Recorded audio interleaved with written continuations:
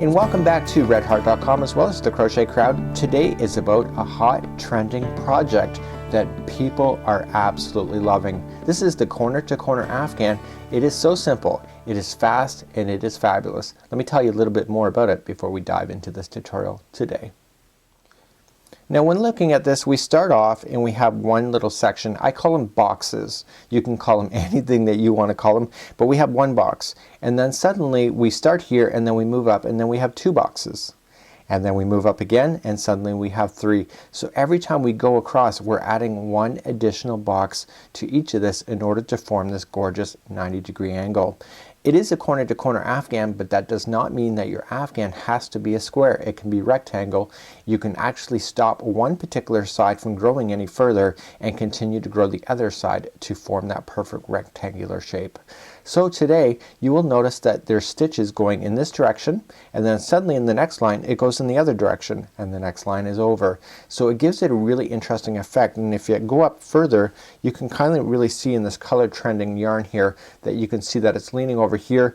This one is sunk down and then up, and it's sinking down just because of the way that we're working with the stitches, and this is a feature that comes with this particular project. So let's get started, and we're going to work nice and slowly and get you off to doing another fabulous project. Throughout this tutorial I'm going to be using Red Heart with Love, and this is a fabulous yarn. You can use any size yarn hook or yarn in order to do this particular pattern. What I suggest though is turn the yarn label over, look for the complementary hook size that they're asking for, and then you're good to go. So in this project today we're going to work on getting you started. I'm going to show you how to change colors as well so you don't have any ugly knots within your project, as well as I'm going to show you how to decrease, and I'm going to show you a tip for making this either a square or a rectangle. So let's get started right now. To begin, we're just going to create a slip knot, and remember there's slower tutorials available on redheart.com as well as the Crochet Crowd on how to do some of the basics of crochet. So don't be afraid to go and look that up. What we have here is that I need you to chain 6. Remember that this knot never counts as one. So let's begin to do that. So 1, 2, 3, 4, 5, and 6. So essentially we have our chain here, but this is also the base of our first block as well. So let's move along to the next step. So at this point I just need you to double crochet a fourth from the hook. So we just count back 1, 2, 3, and 4. There we go. And you should have 2 more stitches left over after that, so if you're counting that. So let's just do a double crochet. Very good.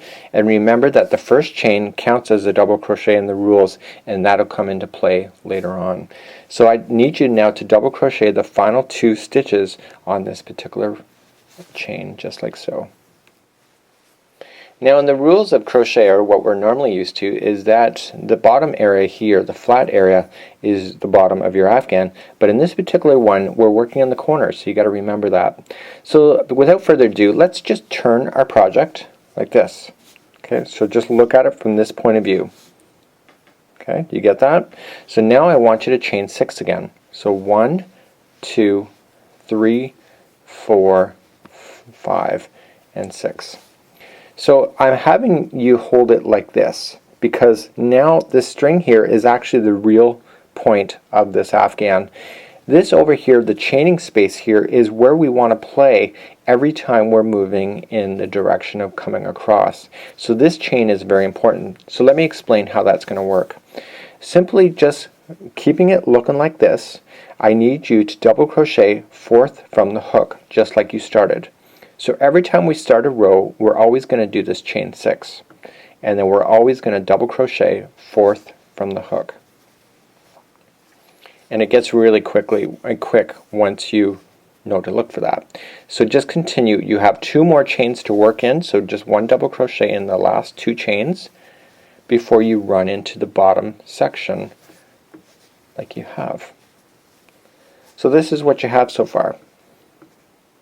So what I need you to do is just take this piece and fold it. Just kind of come up, and remember this chain space right here? I just need you to put your hook into that space, grab the yarn, and pull it through. That's a slip stitch.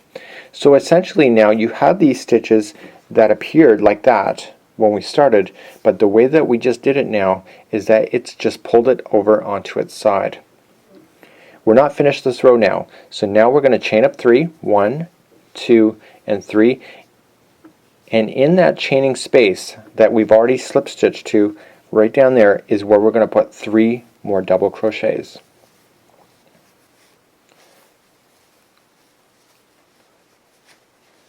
Just like so. So you can see that it's starting to take shape as your corner. So let's turn our work again.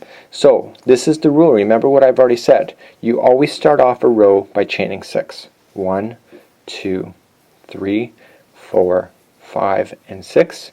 And now simply 4th chain from the hook. We simply double crochet.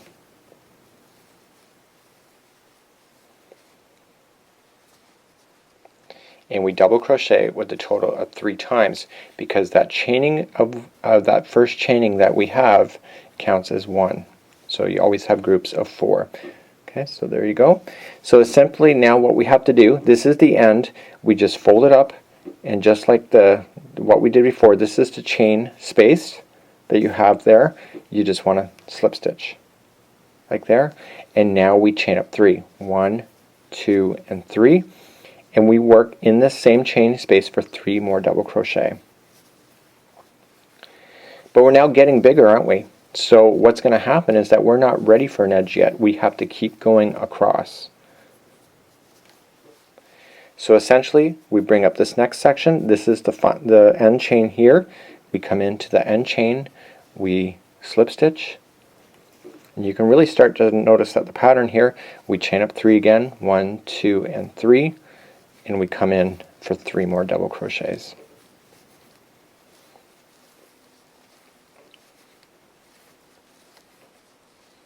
And now we're ready. So we now just finished off this line. So you can see the 90-degree angle of the side of the Afghan is starting to take shape. The first corner, you can say. So let's turn our work, and remember it's chaining of 6. 1, 2, 3, 4, 5, and 6. Okay, and if you know the rules, it's now double crochet 4th from the hook. Now you didn't see me count that, did you? And the reason for it is that I'm currently working on this project, and because of that I can just physically just see it. So you want to do 3 more double crochets in, 3 double crochets total, I should say. So you have your end chain right here, and then your 3 double crochet, and again we bring it up, and we into this chain space we slip stitch, and then we chain up 3 again. 1, 2, and 3. So essentially I was thinking to myself, I'm working in the rows like this, but essentially what we're doing is we're working on the rows like it's actually as steps going up. And there's always going to be 3 double crochets into this chain space every time you get a block. So essentially we now are ready for the next one, so we just slip stitch to the next chain area, and again chain 3, and then 3 double crochets. So at the end of this row I'm going to show you how to change color. So let's do that next. So let's finish this off first, and we come along to the final one. You can really clearly see your edges, and then that was a slip stitch, and then chaining of 3, and then 3 double crochets in. So if you were to change color, this is where you'll do it at this point. On the very final one, let's not finalize it. Let's leave the final stitch undone like this, and so that there's 2 left on the crochet hook. And let's grab our next yarn in order to work with.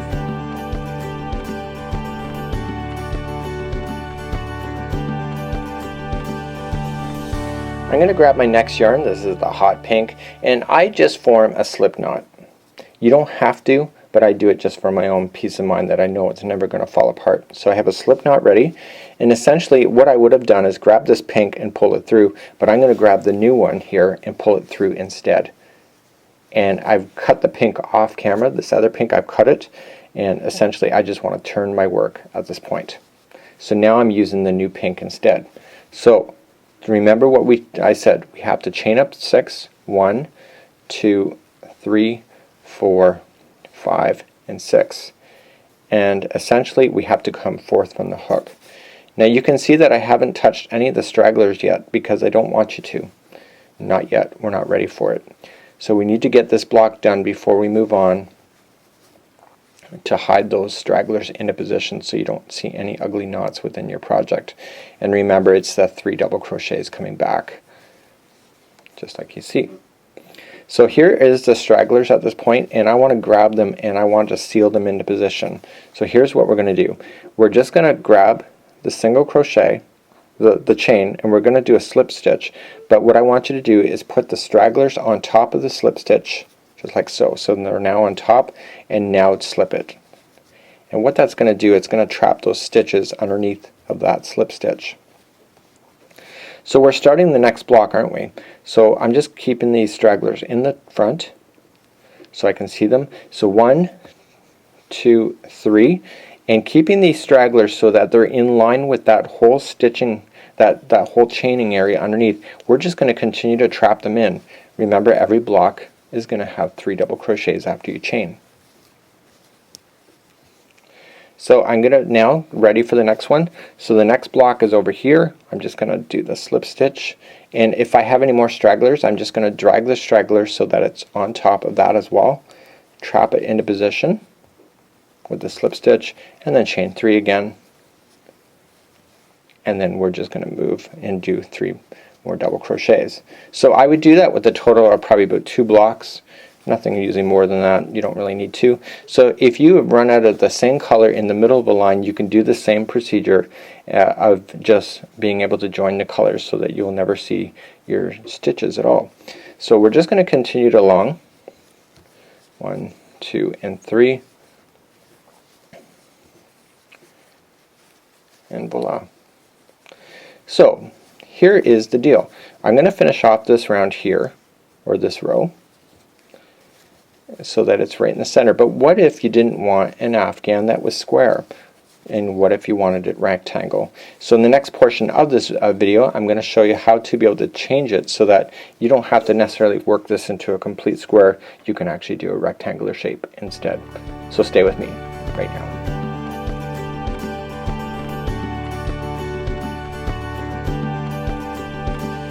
So here's the deal.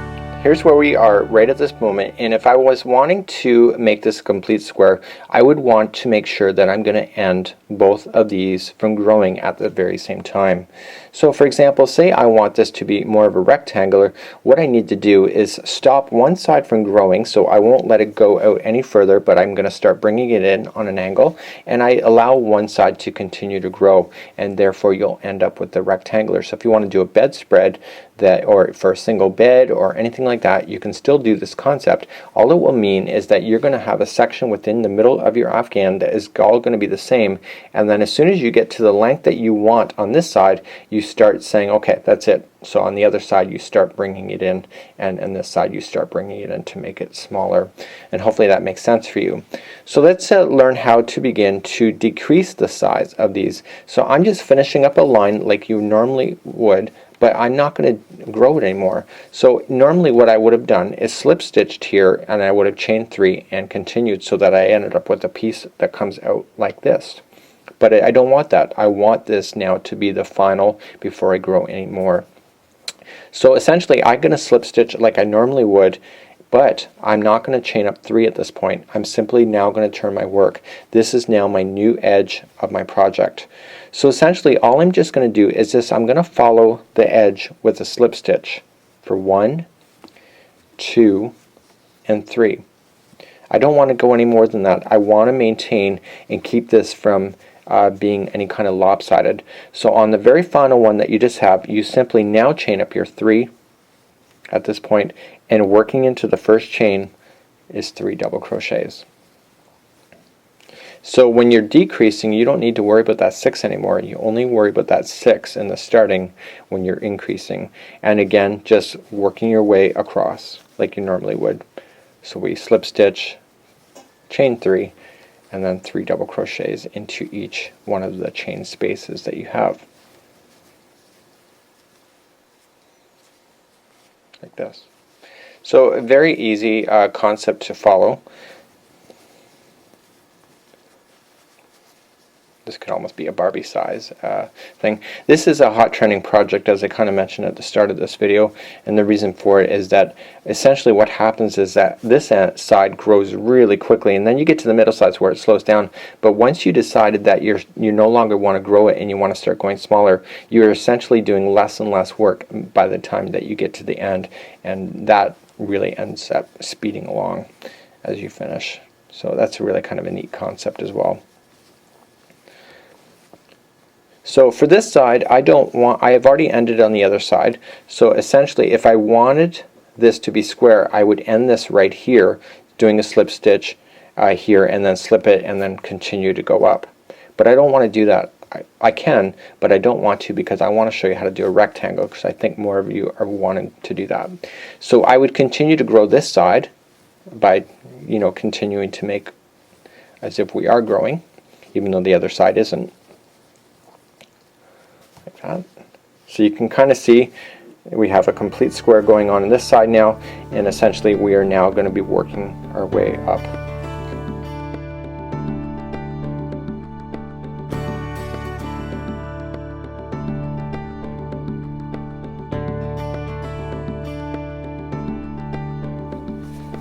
So in this particular one now, I want to be able to bring it so that both sides are now collapsing at one time.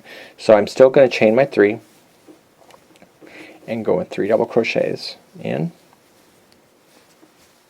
I think most of you will have got the concept at this particular point. I don't want to leave anybody behind, so I'm just going to continue along, just working my way across. So now, because we're collapsing, I'm going to get faster and faster, because there's going to be one less box for every time I go on a row.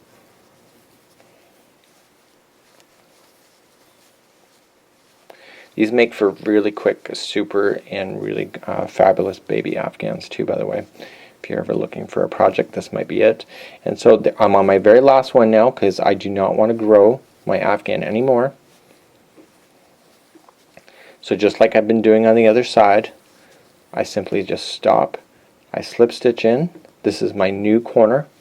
Here I turn my work, and we chain, or sorry, we slip stitch 3 times into the edge. 1, just moving along. 2 and 3, just moving our way up. See, isn't that cool?